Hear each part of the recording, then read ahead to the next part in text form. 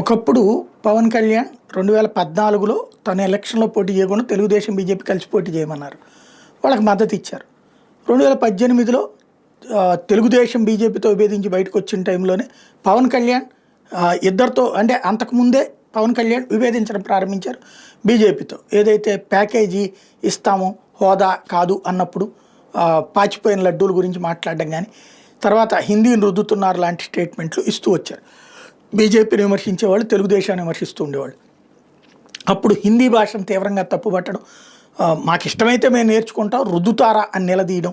ఇప్పుడు అదే హిందీ భాషని ఇప్పుడు బీజేపీతో కలిసి ఉన్నారు కాబట్టి ఇవాళ హిందీని సమర్థిస్తూ మాట్లాడడాన్ని ఇప్పుడు వైఎస్ఆర్ కాంగ్రెస్ పార్టీ రైట్ చేస్తుంది. ఒకసారి ఏం మాట్లాడారు విన్నాం.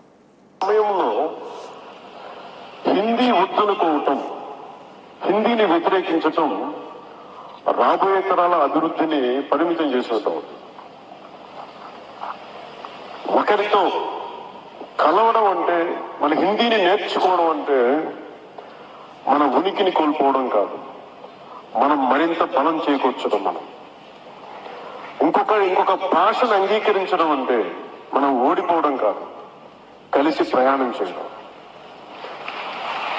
హిందీని రాష్ట్ర భాషగా అడగటం అంటే, రాష్ట్ర భాషగా ఉండటం అంటే it is not a submission, it is an edition.